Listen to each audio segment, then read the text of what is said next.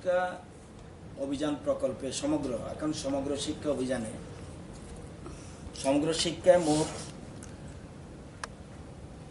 কর্মী রয়েছে 5176 5176 primary 2634 upper primary 2542 এই টোটাল 5176 তাদের পক্ষ থেকে উচ্চ আদালতে মামলা করা হয়। মামলার মূল যে জায়গাগুলি, মামলার রায় দেয় 23/2/2021।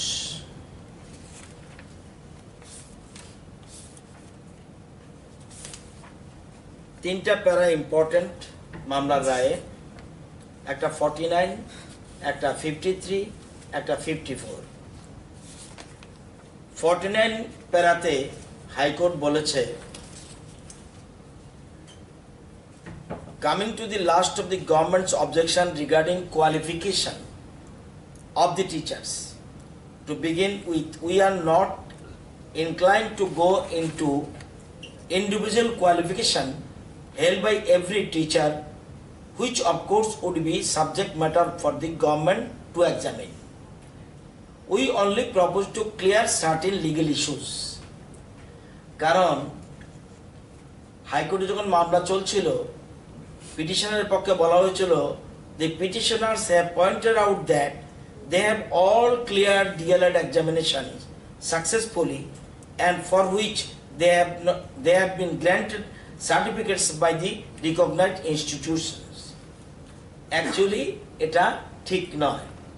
তো সেই জন্যই হাইকোর্ট যথারীতি বলেছে যে আমাদের তথ্য দেখা যায় যে সবাই কিন্তু ডিএলএড কোয়ালিফাইড নয় বা ট্রেন নয়।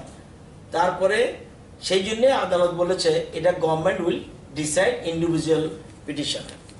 মেইনলি 53 প্যারা কোর্ট বলেছে, we are therefore of the view that the petitioners must receive the remuneration in regular scale of pay assigned to the primary upper primary government teachers.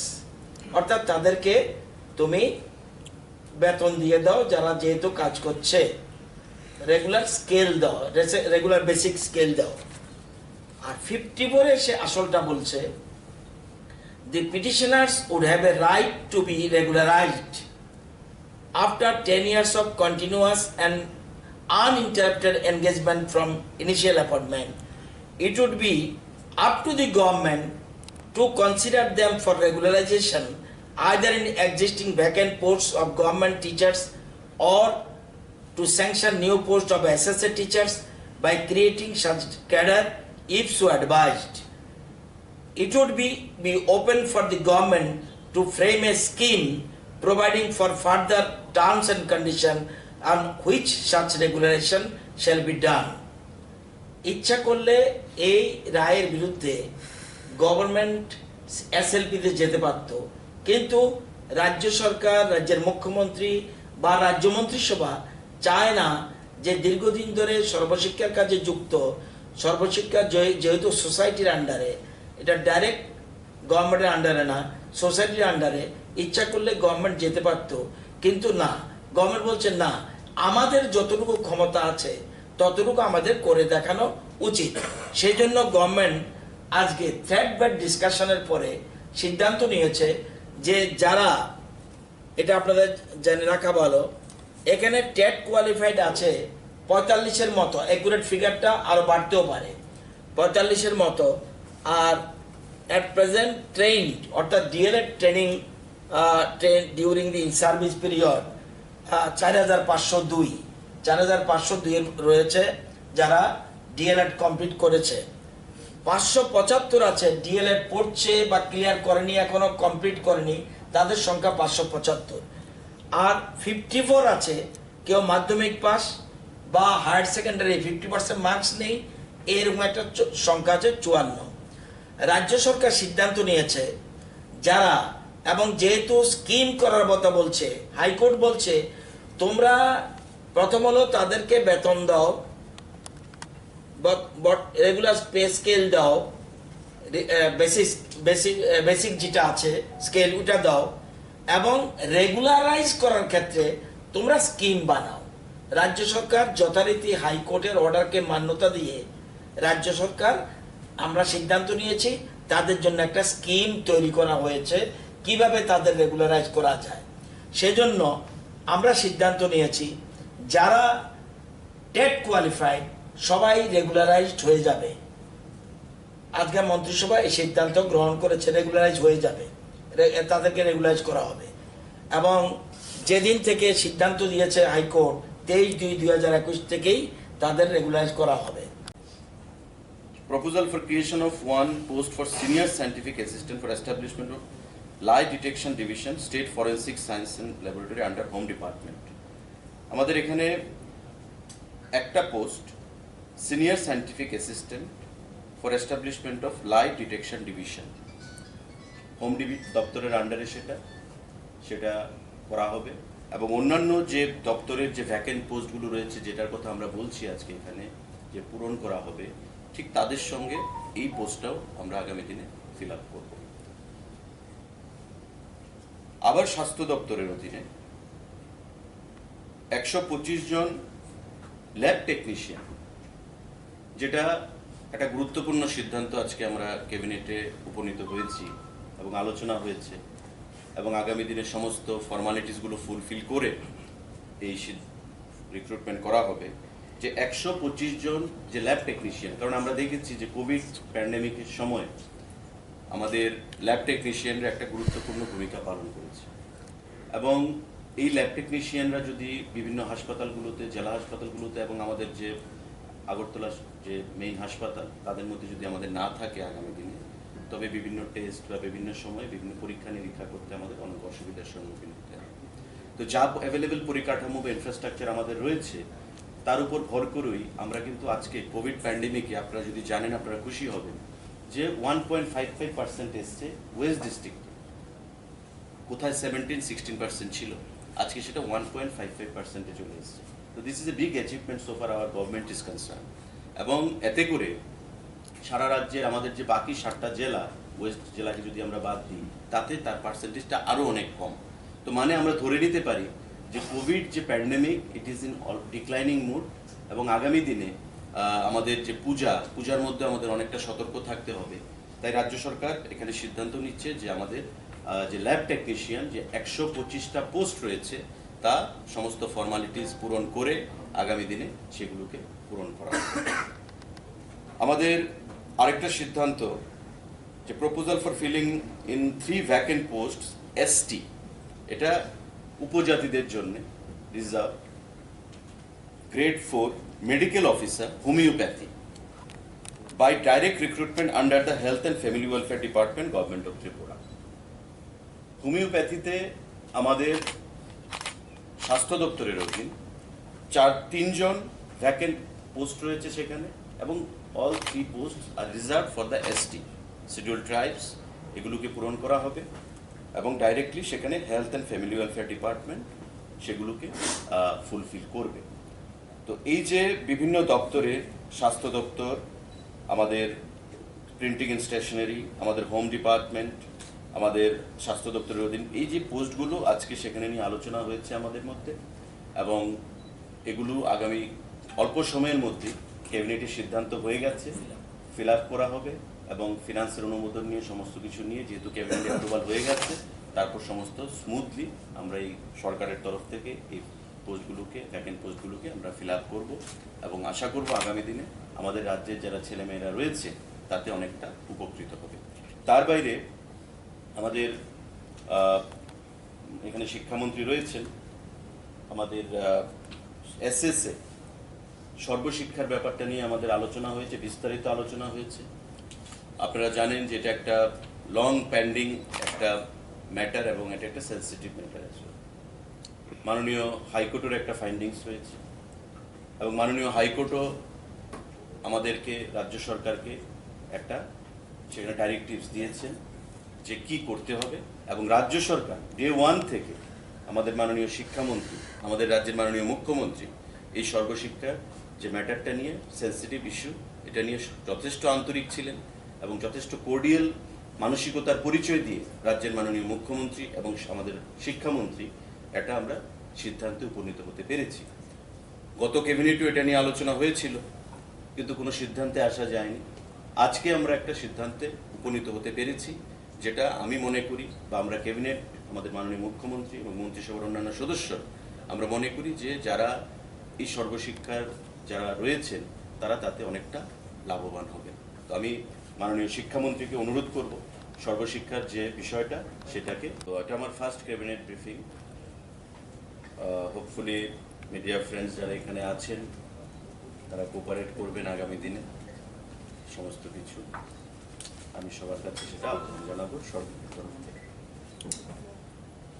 কিছু গুরুত্বপূর্ণ সিদ্ধান্ত যেটা আপনাদের মাধ্যমে আমরা রাজ্যের জনগণকে জানাতে চাইছি, সেটা হচ্ছে আমাদের 8টা অ্যাসিস্ট্যান্ট প্রফেসর, 8 জন 8টা পোস্ট রয়েছে।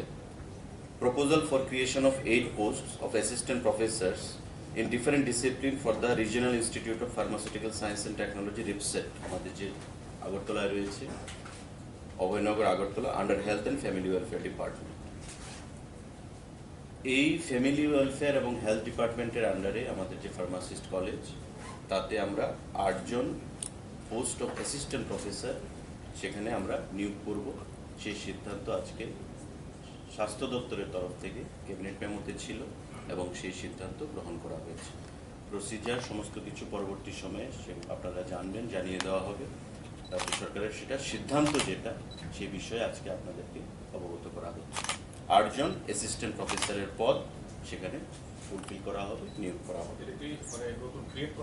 নতুন আমাদের একটা proposal for creation of 8 posts, এটা ক্রিয়েট করে তারপরে সমস্ত যে প্রসিজারগুলো রয়েছে, ফর্মালিটিসগুলো, সেগুলো ফুলফিল করে তারপর সেগুলো করা হবে। আমাদের filling up of direct vacant 2 number of chargeman offset machine, 3 number of machine man and 10 number of binder, group C technical, Tripura government press. আমাদের যে ত্রিপুরা সরকারের গভর্নমেন্ট প্রেস রয়েছে তাতে 2 জন চার্জম্যান, 3 জন মেশিনম্যান এবং 10 জন বাইন্ডার, টোটাল আমাদের 15 জন এই পোস্ট ফিল আপ করা হবে আগামী কিছুদিনের মধ্যেই। এটা আমাদের গভর্নমেন্ট অফ ত্রিপুরার যে প্রিন্টিং অ্যান্ড স্টেশনারি দপ্তর রয়েছে, যে গভর্নমেন্ট প্রেস, সেই প্রেসের জন্য সেগুলোকে নিয়োগ করা হবে। আমাদের আলোচনা হয়েছে যে এই প্রেসের জন্যই আমাদের যে ডেপুটি ম্যানেজারের পোস্ট রয়েছে, যেটা বর্তমানে ভ্যাকেন্ট রয়েছে, গ্রুপ বি গ্যাজেটেড, সেটাকে পূরণ করা হবে department of printing and stationery, government of Tripura, এবং তার যে amendment of recruitment rules for the post of deputy manager, group B gazetted. এটা বর্তমানে কোনো পোস্ট নেই, মানে এই পদে কোনো ব্যক্তি সেখানে নেই। সেটাকে আলোচনা হয়েছে আমাদের ক্যাবিনেটে, যে যেহেতু আমাদের রাজ্য সরকারের সমস্ত ছাপাখানা, এখানে সমস্ত প্রিন্টিং অ্যান্ড স্টেশনারি সেখান থেকেই সমস্ত কিছু ছাপা হয়, তো এখানে আমাদের ম্যান পাওয়ারের দরকার রয়েছে। এবং এই বিষয়ে আলোচনা হয়েছে যে তার নিচেও সুপারিনটেন্ডেন্ট বা বিভিন্ন পদে সেখানে খালি রয়েছে। বর্তমানে আমরা ডেপুটি ম্যানেজারের যে পোস্টটা রয়েছে, আপনারা জানেন যে আমাদের এই যে গভর্নমেন্ট প্রেস রয়েছে প্রিন্টিং অ্যান্ড স্টেশনারি ডিপার্টমেন্টের আন্ডারে, সেটা একজন ডাইরেক্টর সেখানে মানে সেখানে রয়েছেন, অফিসার ডাইরেক্টর লেভেলে, কিন্তু তার আন্ডারে কোনো ডেপুটি ম্যানেজার নেই। তা আমরা ডেপুটি ম্যানেজারও সেখানে আগামী দিনে নিয়োগ করতে চলেছি। মূর্খামি এবং তদানীন্তন সরকারের ওভার রাজনীতির কারণে আজকে এই পরিবারগুলো অন্ধকারের কানাগুলিতে এসেছে। স্বাভাবিকভাবেই আমাদের সরকার, আমরা সেটা চাইনি, আমাদের মাননীয় মুখ্যমন্ত্রী বা আমাদের মাননীয় শিক্ষামন্ত্রী সেটা চাইনি যে এই পরিবারগুলোর সঙ্গেও সেই জিনিসটা ঘটুক। তাই অনেক চিন্তা করে, বিবেচনা করে, আর্থিক সঙ্গতির কথা মাথায় রেখে, কিপিং এভরিথিং আন্ডার কনসিডারেশন, এই সিদ্ধান্তটা আমরা উপনীত হতে পেরেছি ক্যাবিনেট। এবং এতে করে আমরা বিশ্বাস করি যে মাননীয় হাইকোর্ট যা রায় দিয়েছে সেটাকে আপহেল্ড করা হয়েছে এবং এই যে পরিবারগুলো একটা অনিশ্চয়তার মধ্যে ছিল, তাদের পরিবারের মধ্যে এটা আমরা হাসি ফোটাতে পারব। ধন্যবাদ। 2001-এর পরে 2001-এর নর্মস অনুযায়ী করে নেই, কিন্তু তাদেরকেও রাজ্য সরকার ইকুয়াল পে দিবে, বেসিকটা দেবে, ইনক্লুডিং 3% ইনক্রিমেন্ট, ইয়ারলি ইনক্রিমেন্ট যেটা, এটাও দিয়ে দেবে। এবং যারা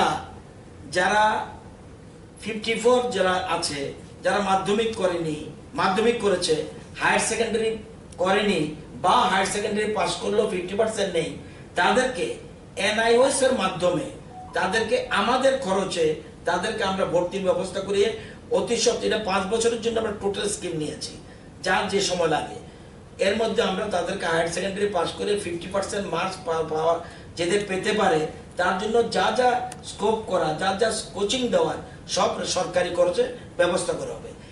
এবং যারা DLED নেই তাদেরকে ডায়েটের মাধ্যমে, আমাদের সরকারি ডায়েটের মাধ্যমে তাদের সুবিধা মতো জায়গায় পোস্টিং দেওয়া হবে, যাতে ডায়েট করতে পারে। ডায়েটের মাধ্যমে তাদের DLED কোর্স কমপ্লিট করা হবে।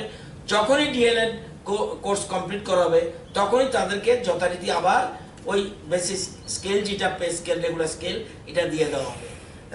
এবং এটা ক্রমশ কন্টিনিউ 5 ইয়ার্সের মতো রাখবো, যাতে যার যে সময় লাগে সে অনুযায়ী সরকার থেকে সময় সময় তাদেরকে সকল সুবিধা মতো কোচিং থেকে আরম্ভ করে সবকিছু করে দেওয়া হবে। তাদের সঙ্গে কেউ আপনাদের সিদ্ধান্তে সেখানে তারা সুযোগ পাচ্ছে রেগুলার বা নিয়মিতকরণের যে সিদ্ধান্ত আপনারা নিয়েছেন, অন্যান্য যারা রয়েছে তাদের ক্ষেত্রে কোনো সিদ্ধান্ত হবে কিনা, তার আগে পর্যন্ত যারা সর্বশিক্ষা থেকে ট্যাগে উত্তীর্ণ হয়ে সরাসরি শিক্ষকতা রয়েছে তাদের ক্ষেত্রে কি সিদ্ধান্ত আছে? আজকে মন্ত্রিসভা এই সিদ্ধান্ত নেয়নি, এটা কোনো আলোচনা হয়নি। মানে এখন পর্যন্ত মন্ত্রিসভার সিদ্ধান্তের বাকি ট্যাগ উত্তীর্ণ শিক্ষকদের বিষয়টি আলোচনায় নেই, আজকে ছিল না এটা। Thank you. দেখুন, রাজ্য সরকার বা আমাদের হোম ডিপার্টমেন্টের স্ট্যান্ড আগেই ক্লিয়ার ছিল, 15 তারিখ 16 তারিখ। তারপর ওরা বলেছে যে আমরা 22 তারিখ করব। তো স্বাভাবিকভাবেই আপনারা নিশ্চয়ই জানেন যে হাইকোর্টের রায় আমরা দেখিনি, কিন্তু হাইকোর্টের অর্ডারটা শুনেছি যে তারা পারমিশন দেয়নি। কেন দেয়নি তারও নিশ্চয়ই গ্রাউন্ড রয়েছে। তো হাইকোর্টের রায়ের উপর আমরা কিছু বলতে চাইবো না। এখন যদি হাইকোর্টের রায়কে অমান্য করে কেউ কিছু করতে চায়, তবে law will take its own course, high court will have to take a call on that. এবং আইনের উপর কারোর আস্থা আছে কি আস্থা নেই সেটা তাতেই প্রমাণ হবে যদি কেউ হাইকোর্টের রায়ের বিরুদ্ধে গিয়ে কথা বলতে চায় বা কোনো অ্যাক্টিভিটিস করতে চায়। পুলিশ বা হোম ডিপার্টমেন্টের সাথে কাজ করবে, কারণ আমরা তো বলিনি। এখন হাইকোর্টে তারা অ্যাপিল করেছে, হাইকোর্ট রায় দিয়েছে। হাইকোর্টকে তো মুখ্যমন্ত্রী বলে দেয়নি বা হোম ডিপার্টমেন্ট বলে দেয়নি বা রাজ্য সরকার বলে দেয়নি বা আমাদের কোনো ইন্টারফেয়ারেন্সও নেই। এবার হাইকোর্ট যেটা প্রপার মনে করেছে তারা সেই রায় দিয়েছে বা জাজমেন্ট দিয়েছে, অর্ডার দিয়েছে। এখন সেটা কমপ্লাই করবে কি করবে না সেটা ওই পার্টি বুঝবে। কিন্তু কেউ যদি কোনো লন্ডভন্ড পরিবেশ তৈরি করার চেষ্টা করে বা কেউ যদি হাইকোর্টের রায়ের বিরুদ্ধে কোনো কর্মসূচি করার চেষ্টা করে, হাইকোর্ট চিন্তা করবে, অনারেবল হাইকোর্ট, যে তারা কি সিদ্ধান্ত নেবে আগামী দিনে। সে ব্যাপারে government has nothing to do, government has nothing to comment. চাইছে যে তাদের জিনিসটা যেন সঠিকভাবে হয়, এই জন্য রাজ্য মন্ত্রিসভা আজকে এই সিদ্ধান্ত, এবং এটা আমরা মনে করি এটা তাদের জন্য খুব গুরুত্বপূর্ণ সিদ্ধান্ত আমরা মন্ত্রিসভা গ্রহণ করেছি।